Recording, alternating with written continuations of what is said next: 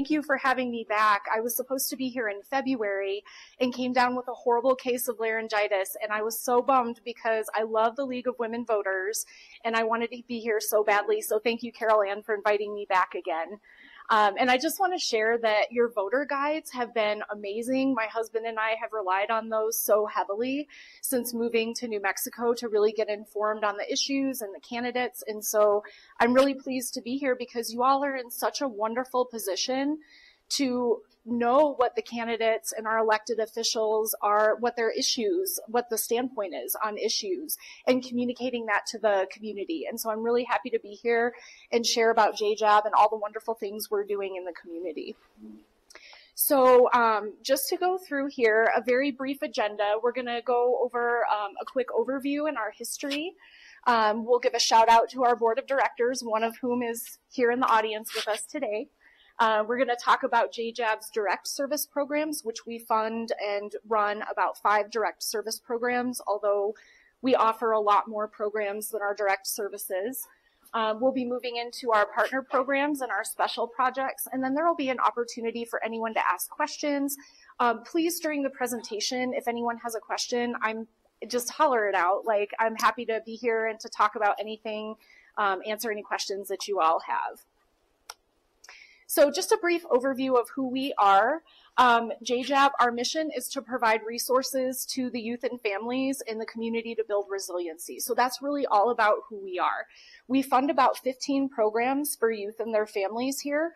As I mentioned before, 5 of those are direct services that JJAB provides, but we fund about 8 other programs that our partners run.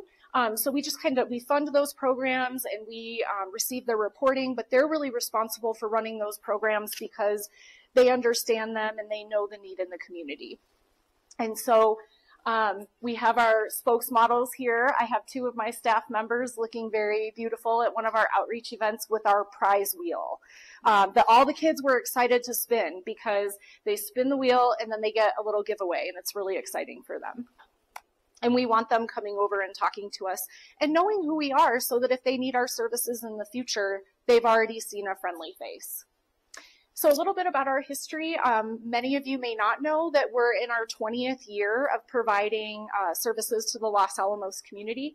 We were formed in 2004, and actually how it came about, how JJAB was born, if you will, is that there was a need in the community for youth who were involved with law enforcement or probation. They had received a citation or a criminal charge. They were being sent out of Los Alamos to fulfill their requirements. And so there were no services here locally for those youth.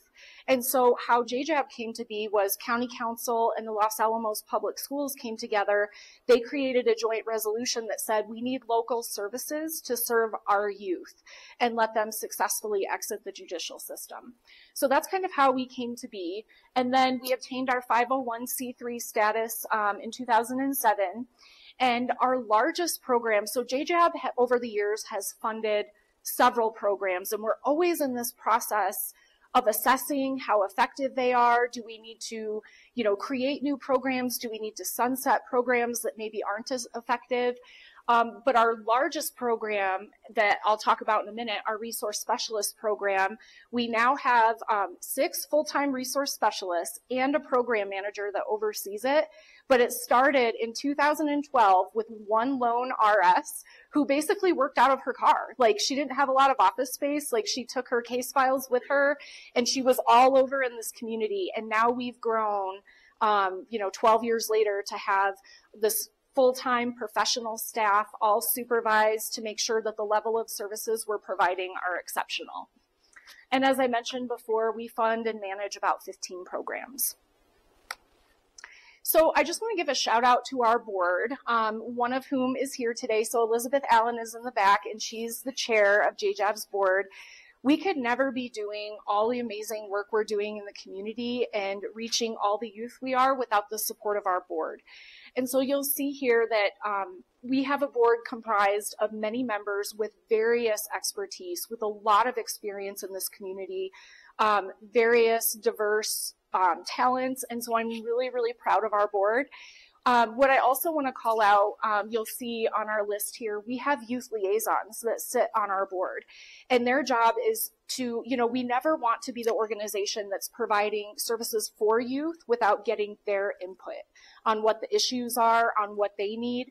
And so they really serve as that liaison telling us, this is what's going on in the community with youth. This is what is happening to my friends. This is what's happening in the school, so that we all stay really well aware and we can be as responsive as possible.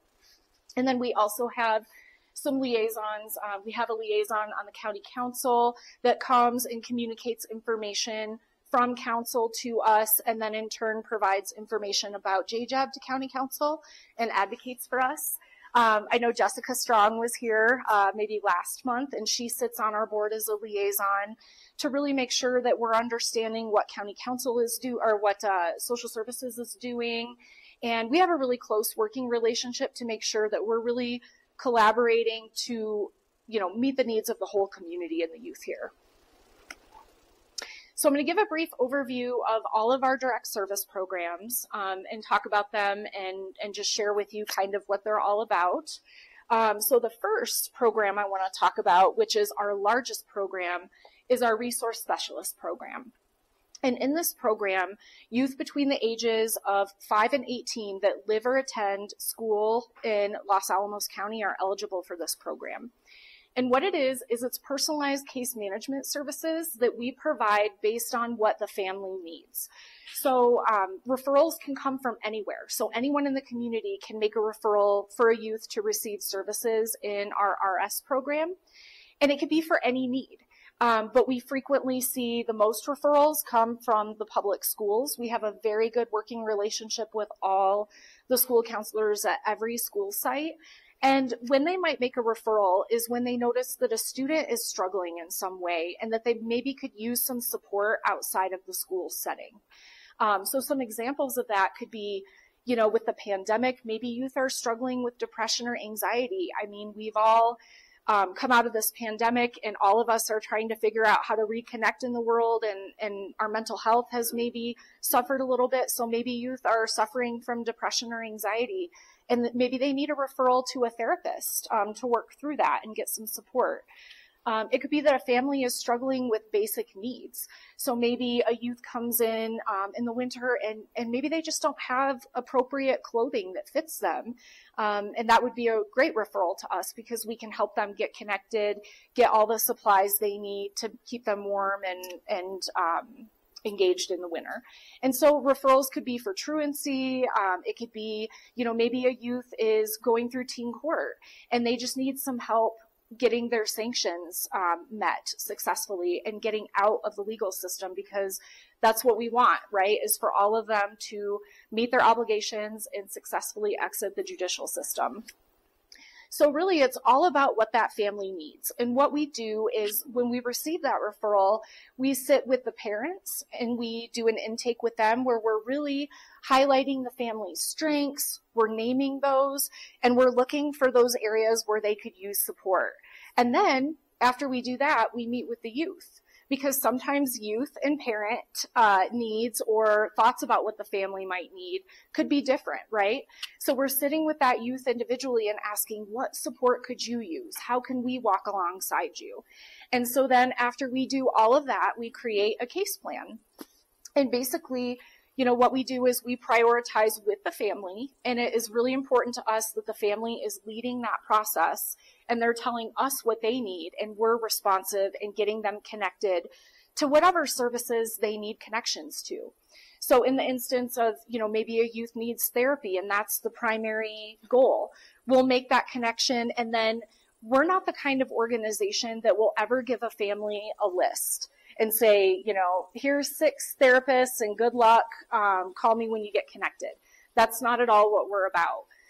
We know that in Los Alamos, therapists and other resources can be quite scarce or difficult to navigate. And so what makes us special is that we will do the legwork for the family. So we'll, find out, what insurance do you have? Would your child feel more comfortable with a female or male therapist? Do they enjoy art? Do they enjoy like equine therapy? We're really assessing to make a very, very good recommendation.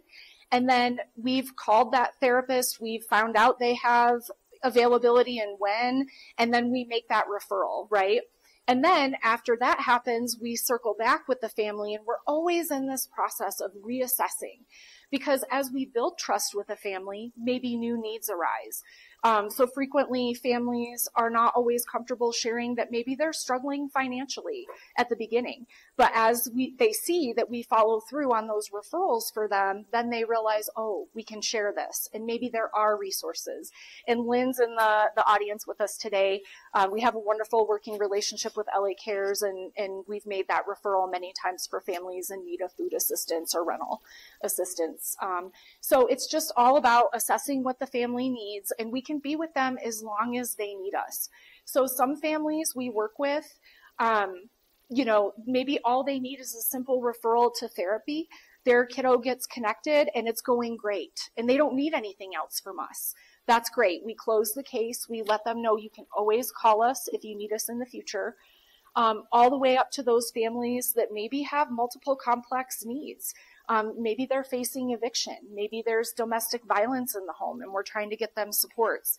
Maybe they're navigating the state child welfare system and we need to help them understand that system.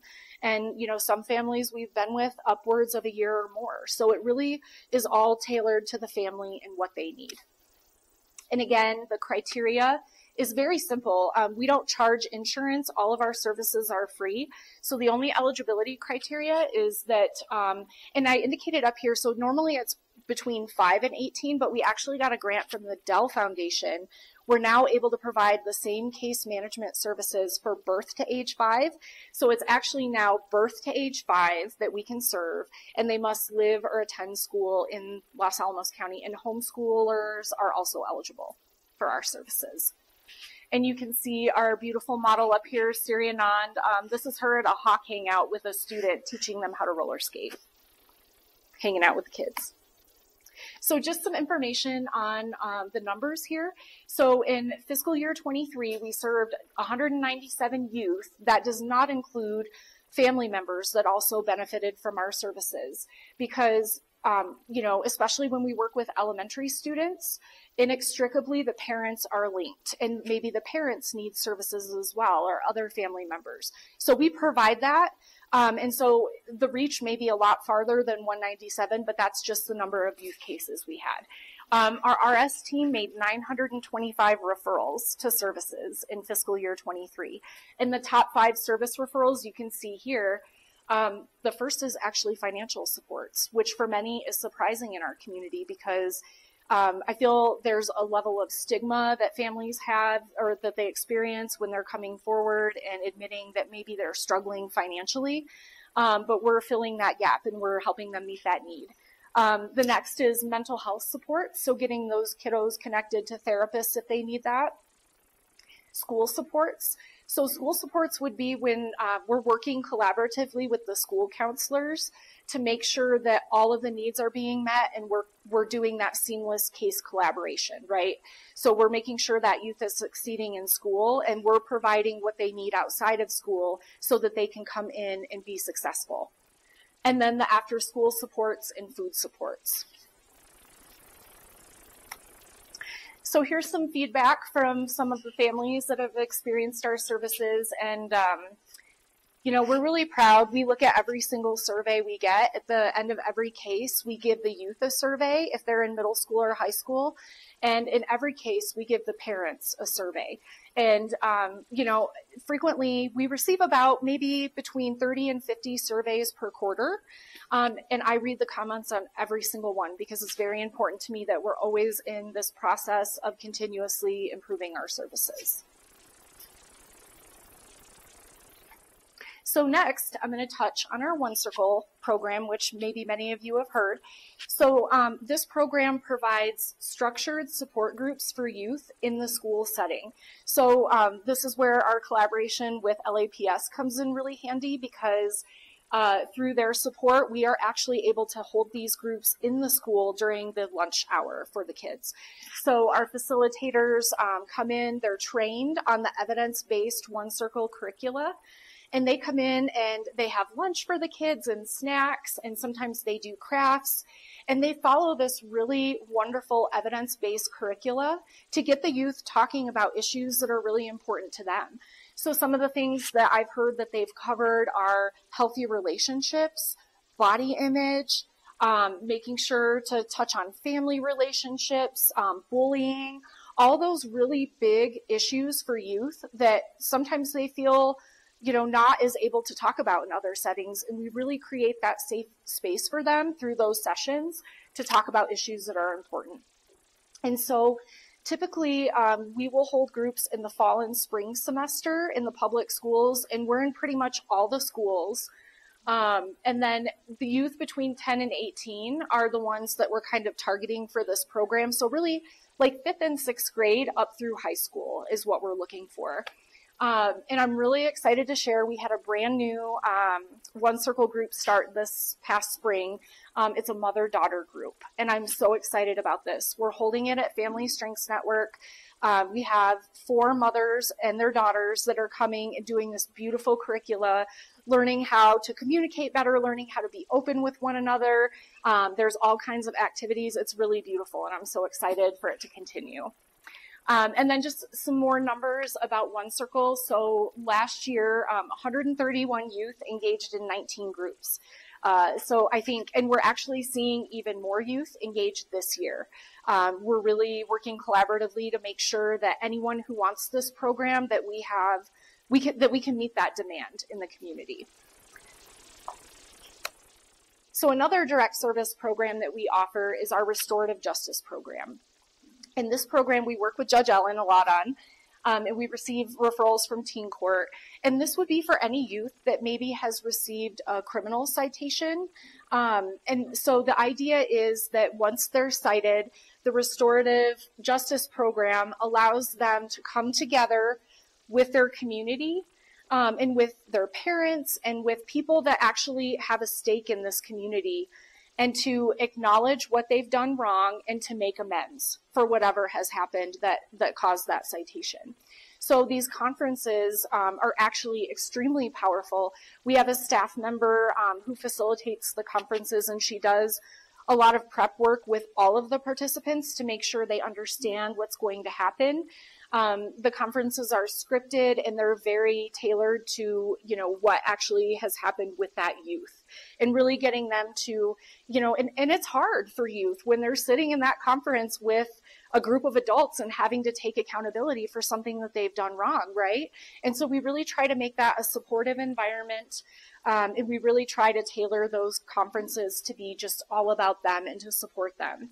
And so out of that conference will come a restorative agreement where they have 90 days to complete actions that are decided by all the community members, and the youth agrees on them during the conference. So one example could be, we've had a youth in the past that had a vandalism charge. And so maybe part of that was they would go clean up that vandalism, or they would go, you know, work with a community member to understand the impact that that had on, you know, the property that was vandalized. It could be, you know, maybe that they do community service at an organization, and we help support them with that and make that connection. And so in fiscal year 23, we received 22 referrals for the program, and actually we're seeing a lot more coming in this year, and we're working very collaboratively with Judge Allen's office to really make sure, you know, it's a very clear process. We staff all the cases to make sure that it's a good fit, and we're in continuous communication to make sure that we're giving the youth all the tools they need to be successful. So another program that's very close to my heart that we have at JJAB is our Dolly Parton Imagination Library. And in this program, you can see Dolly up here, who's just a national treasure. I just love her. So The only requirement for this program is that youth have to be between the ages of birth and age 5 and live in our county. And the only thing that happens is they just get a beautiful book mailed to them in the mail every month. That's all that happens until they're 5. And the books grow with them as they age. So, you know, the same book that maybe a newborn baby would get wouldn't be the same as what a 5-year-old aging out would get. And so really the program was designed to encourage this love of reading and to encourage an appreciation for the arts and for parents and children to be bonding. And so it's just a wonderful program. And there's a misconception that this is only for low-income families, and that is not true. We want everyone who's eligible in Los Alamos County to take advantage of this because the books are just beautiful and they're so educational and so much fun, and we want every kid to have access. Yes? As a grandmother, I've signed up for this program. My 3 grandchildren from Mohr who are under the age of 5 FaceTime me every day when it's their bedtime, and I read them to them. That's so amazing. It's been such an amazing connection. Oh, thank you for sharing that. 4:30 our time until 6:30 their bedtime together on FaceTime. Oh, that just made my day. Thank you. And that's what we want, right? Is we want that bonding between kids and their caregivers. We want them to be enjoying a book together. I show the one whose name is on it. I always show them this is her name and stuff. Yes, and it's funny because as the kids get older, they love getting mail. They think it's just it's addressed to them. So when the book comes, they get to go out and they can pick up their book, and it's the mail that they get that they think is cool. So. In fiscal year 23, we served 615 youth in this program, and since we started this program in 2017, we've mailed almost 35,000 books. So I love this program. We had a really great collaboration last year with the library. We were at Atomicon and we tabled there, which was just a blast, but we ended up getting a lot of signups because and it always amazes me that people aren't aware of the program as much, so please share with your contacts that we want everyone who's eligible to take advantage. So another really important program that we offer is Youth Mental Health First Aid, and this is an evidence-based program. It actually started in Australia. But what it does is it teaches caring adults, and it could be anybody. It could be anyone in the community. It could be coaches, teachers, youth workers, pastors, youth group leaders, anyone who has, you know, a relationship with a youth. We would love to get them into this course because what it does is it teaches what typical adolescent development can look like and when that might be moving from maybe if someone's having a mental health struggle, like how that looks different from typical adolescent development. And not only that, it teaches all the participants a very simple evidence-based 5-step plan to intervene when someone's experiencing a mental health or substance use emergency. So what it really does is help, you know, especially with the therapist shortage in our community, and this is not a substitute for therapy, but what it does is it really allows us to see those youth that are struggling, and it lets them know they've been seen and that they're cared about and supported by their community. And so since we've implemented this program in 2016, we've trained over 500 adults in our community. I would love to see anyone who works with youth come to this training, and we typically offer classes 3 to 4 times a year, but we're certainly open to having those sessions and trainings more often. You know, we've Christine Koblenz, who's a facilitator, she and I are working with the chamber to hopefully stand up a couple of trainings that'll be targeted toward businesses who really want to know, like, what do we do if someone comes in and they're experiencing a mental health crisis, right? So what's beautiful about this program is that it really equips anyone to notice and to intervene when they need to. So we're just going to touch on a couple of our partner programs and special projects, and then I'll leave you to the business part of your meeting and answer any questions. So the first one that we're going to talk about is community conversations, and many of you might have already been to a few of these events. Again, typically these are held quarterly, and it's actually collaboration between JJAB and many other organizations, including the public schools, the municipal court, social services, and what we've realized is that there are many emerging youth issues that people need to be aware of in this community. And so what we will do is, as an issue emerges that we're seeing that we need to address, we will call in experts who will come and help us give this community conversation on whatever topic we're presenting on. And the idea is, that we're hoping that these events will also allow connection. A really important component of community conversations is everyone sharing a meal and just breaking bread and getting to know each other, and reducing that social isolation while making sure that we're all informed on the really pertinent youth issues in our community.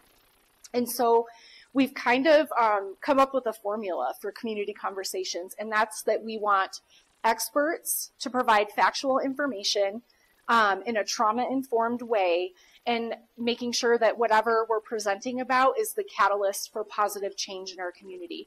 And we're actually seeing this happen. So back in March of 2023, many of you may have heard we held a community conversation on the fentanyl crisis, and really getting information out there about what this really dangerous drug is, how we can support people getting Narcan out in public areas. And as a result of that, we're seeing positive change. There are more people that know how to use Narcan. There are people that are aware of the dangers of fentanyl. Our community leaders are aware of this really important issue. And so I feel like we've been quite successful in getting out in front. And really, the idea behind community conversations is we want every youth to be connected to an adult who's aware of these issues, right, and to be supportive.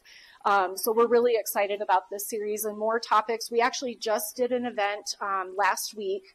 It was called My Kid Said What? And Judge Allen did a beautiful flyer with like a cat that's surprised on the front. And it was all about topics that are really hard for parents to discuss with their kids, right?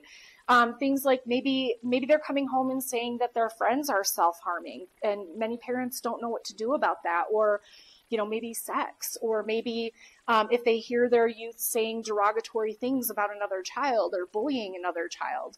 And so it was a really beautiful conversation because we had these experts come in and in a very trauma-informed way provide examples of what healthy communication could look like. And so it was really exciting because I felt like parents left with some actual skills that they could use, which is great. And so in 2023, we had 299 folks attend. I believe it was 5 community conversations. And we have our collaborations with the public schools. So we fund the Aspen Helpers program, which is 5th and 6th grade leadership opportunities. So last year they were really instrumental, and they do a lot of the school campaigns. So like the Start with Hello Week, the Great Kindness Challenge. They advocated for a new buddy bench, which just, my heart, like it just made me so happy to hear that. So they do various projects. They mentor younger youth, and we sponsor that program. And then we also work with Christine Koblentz in the public schools in her capacity as the prevention specialist. And we partner from time to time on certain social emotional learning opportunities. So one example of this was, many of you might have heard that she was, we were working with Sala back last May to do parallel cinema. And there were a couple movies that we screened there. One was called Screenagers, and if you haven't seen it, I would highly recommend it. But JJAB funded, we wanted the teens there. And so we funded a program where, or a little incentive where if kiddos came, the first 25 kids that came with a supportive adult would get a free popcorn and soda, right? So we entice the kids a lot with food, but I think that's what they want, and that's fine. I don't mind buying food to get them there and get them excited. So. And then we have our Teen Center program. So the Youth Mobilizers program is actually ramping up and becoming even more active in the Teen Center. So basically how this program was born was that we realized that after a lot of events, like big events like prom, dances, homecoming, some of the youth were going out in the canyons and like having unsupervised parties, and there was drug and alcohol use. And so Youth Mobilizers really aims to give kids, like the teens, a safe place to come after those events and to get, to have fun and to do all kinds of things without needing to go out into the canyons, right, and party. So over 1,000 youth interactions occurred last year. I'm really excited. So they do all kinds of events. They do themed tea parties, which have been a really big success. The teens actually come up with these parties that they theme themselves, and they buy the food. And so one of them was Barbenheimer. There was a Pokemon tea party. There was just any kind of tea party you can imagine.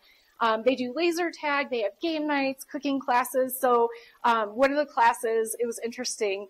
They just grabbed whatever food was left over from an event before and just made something out of it. And that was the aim, was that they were just going to create something. And it looked pretty hideous, but I wasn't there to taste it. So thank goodness for that. And then I was really excited to hear, so they actually did their first field trip last month. And they took 17 kids to Meow Wolf in Santa Fe and took them to Jumbo Cafe. And so the kids are really indicating that they like that and that they want more opportunities to go out into the community, do these field trips. And so we're backing all of that. We love that idea. And then we have our Arts and Resiliency program, which is a therapeutic art program. It's facilitated by Christine Koblentz. And the idea is, it's at the Teen Center on Mondays from 3:30 to 5. And the idea is any member of the Teen Center can just come in, do art as a form of self-expression, and just get away from all the noise outside and talk about things that are important to them, right? And we all know that with youth, sometimes when we're just sitting face to face with them, they're not as willing to talk. But maybe if they're doing art, maybe if they're doing some kind of, cool media, they might be more willing to express themselves. And Christine has been wonderful over there. Like, she has gotten them doing so many mixed media projects. Like, she has them making candles and doing watercolors and all these beautiful art projects that are just really cool. So we're very proud to support that. Some of the topics that they cover, they're covering heavy stuff. They're covering family relationships, gender identity, functioning in a non-neurodiverse world when you're a neurodivergent person. So lots of heavy topics, but, sometimes it's light too. And the idea is just for the kids to come and have a good time. So many of you might have seen in the community that we, every year we fundraise and we do a school supply drive as well as a winter clothing drive. We want to make sure that any kids that need those items, that they have them, no questions asked. It's really important to me, like when we were shopping for winter clothes, we provided 67 kids with winter coats, jackets, hats, scarves, boots. And I personally shopped for each one. Like, we ask about color, we ask about like what sizes what size they need, because it's not any good to anyone for them to get an item that they'll never wear, right? So it's really important to me that they feel supported by their community and that it's actually something they feel good wearing. And then we raised $6,500 to purchase school supplies for 60 kids. And we actually think the need this year might be even greater. So we're already kind of fundraising for these two events. And you can see our spokesperson, Teresa, like if you come to the JJAB office when we're doing school supplies or winter clothing, like it's a big explosion of like backpacks bursting everywhere, and like they shop for the supplies, and Judge Allen's experienced that more than once with us, but we get the job done and we get those delivered, and the kids are usually really happy to get them. So this is our team. So everyone up here is a resource specialist except for Lisa and Abby. Lisa, you may recognize Lisa. She was formerly JJAB. She was JJAB's very first executive director, and she's back in a different capacity to support the team as an operations assistant, and I'm so lucky to have her. And then we have our fabulous bookkeeper, Abby Martin. We have Diana, who's our program manager. So I mentioned earlier with our resource specialist program, there's that extra level of supervision and support. Diana's providing that. And then we have Sirianand and Santina, and they work primarily with our middle schoolers. So they have a wonderful relationship over there with all the kids and the school counselors.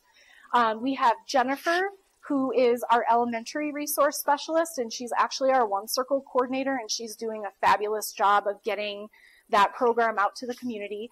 And then we have Carla Carice, who works with our high school students, and we actually just hired a second high school resource specialist. Her name is Bobby Jo Anderson, and we're really excited to have her on the team.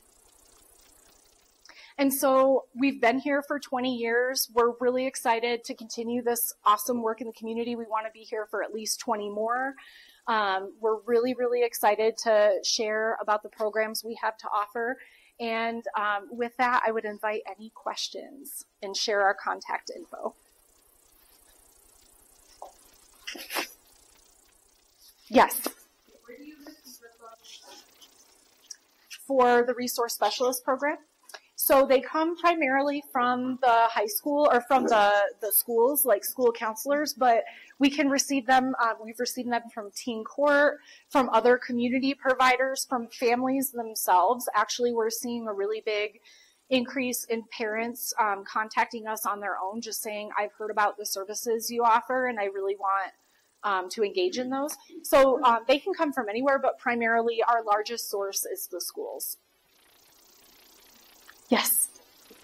So you said that you don't work out in the back of the car. We don't. It's so great. I'm embarrassed to say I don't know where you do hang out. Yeah, so our offices are located at 1907 Central Avenue. So it's in the Miles building for those of you that are familiar with that. So like if you park right next to Aspen Copies, and then you're going to see to the right a door that says Miles Building. And if you go up on the second floor, we're up there, which it's a great location for us. It's right by the teen center so that we can meet our clients there or take them for a coffee. So it's been a pretty good location for us. Yeah. Yes. Oh, a mic. Hi. I'm curious how you coordinate the services for the 0 to 5-year-olds, since that seems to be the demographic that Firstborn also covers, and also Las Cumbres. So how in the world do you divide up the needs? Yeah, so that's a great question, actually. And the Dell Foundation grant that we received was actually a collaboration with the Firstborn program. So what a lot of people don't know about Firstborn is that their goal is to provide that parent education and get in there and really make sure that there's an attuned and appropriate attachment between the parents and the baby. Well, what they've noticed is that there are a lot of families that, you know, when their basic needs aren't being met, it's hard for them to go in there and make that connection and do all the things, the parent coaching and everything that they need to do. So that grant was actually a collaboration between Ellen and I at Firstborn, and she said, you know, if one of your case managers, one of your resource specialists could come in and work with those families that have those needs, then we can do our work more efficiently of making sure that there's that attuned attachment. And so that's actually how we're working it out. So we prioritize referrals from Firstborn, but referrals in that program can also come from anywhere. So it's really a nice, and what it's done is it's kind of showed us how we want to collaborate and where, like how we each stay in our own lane, but how we make sure that we're always doing that seamless case coordination so that the family experiences the very best services. Does that kind of answer the question? So what about Las Cumbres? So from what I understand with Las Cumbres, they do more like developmental screenings and they do more, like they have therapists there. So we can certainly accept referrals from them too. But yeah, so if anybody needs case management, that's where we would step in and provide those services. Yes. Yeah. Thank you.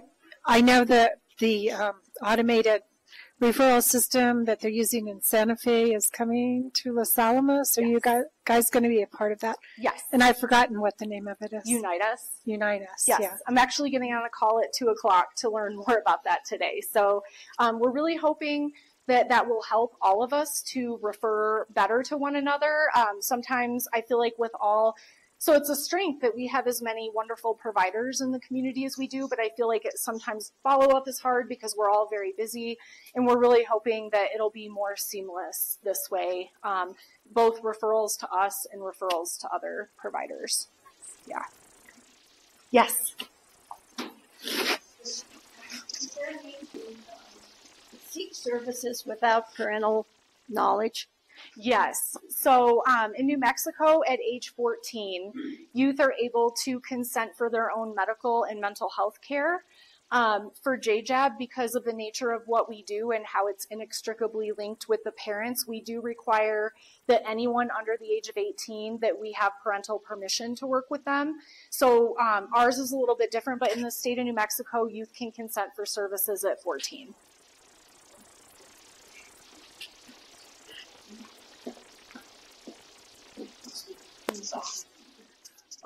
So I just wanted to share personal experience. So I was, I guess what you call troubled youth, in and out of the law all the time. And I really feel like of all the social support services that I got, legal representation was probably the most impactful. I wouldn't be working at the lab today if I had a felony record, and there's, I think, the need for legal representation for youth that are just trying to figure out life gets understated a lot. Yeah. We talk about like food and housing and healthcare, and then legal representation gets left out of the conversation. So thank you for doing that, and thank you, Judge Allen. I think it has a huge impact. Thank you so much for sharing, James, and sharing your personal story. And wow, that's so impactful to hear. We do actually make referrals for youth to legal services. So I've personally done that when I was a resource specialist. So maybe a youth, if they're not able to get services through the Office of the Public Defender, maybe the family doesn't qualify, we've made that connection as well for families. So thank you for sharing that. Yes. So I would like to ask you to address how people who are not in need of the resource specialists or are not facing any particular problem with their kids or are not parents of teenagers or whatever can actually go to the community conversations. I went to the one last week, and I was blown away. I mean, I'm in a lot of contact with people of all ages in the community, and sometimes parents and sometimes people who don't know where to go or embarrassed or whatever. And I was surprised because I learned how to communicate not just to a teenager that you're trying to feel out if there's a problem or address it, but how to respond if a grown-up suddenly says to you, I have a serious problem, or I have a serious issue, or I'm being abused or something. It really taught me a lot about how to communicate. Sometimes I think an adult will tell us something and we're like, oh my God, what am I supposed to say now? But this really taught me and the other people who were there how to stop for a moment and how to begin that communication. So my point, I think, is that that people who are not mothers and fathers of teenagers should maybe consider going to some of these community conversations. They're very, very useful. So maybe you could comment on that. Yeah, so we, depending on what the topic is, sometimes we do targeted invitations, and other times we may, suggest that this is a really great group for parents, or a really great event for, like leaders in the community, right? But we always welcome anyone in the community to come, and we really try hard. We do press releases in the newspaper, which you have been so helpful with in getting the word out, and we make sure it's posted on social media. So we really do try to get the word out, and we welcome anyone to come. I mean, I think that anyone could benefit from what's shared there, and thank you for sharing that, because that's really good to hear. That's great feedback. And we welcome anyone. Yes, Judge. Well, we started these community conversations based on some requests. That the one on Tuesday came from Principal Gonzalez, the middle school principal, who went to Christine Koblen's prevention and said, can you guys create something, because we are dealing, like the counselors are seeing this problem. And then there was just more and more information. So the next one will be September 5th, and it will be about social media and identity formation. Yeah. Which we're all using social media for identity formation. That's right, yes. Yes. I'm just curious how much money you see from the county for these programs, and I also have a second question. How do you measure the effectiveness of the programs like One Circle? I'm interested in knowing if you have metrics that you actually gather. That's a great question. So the first part was how much funding we get from Los Alamos County. So between two contracts, so our funding structure is braided. The county is by far our biggest funder.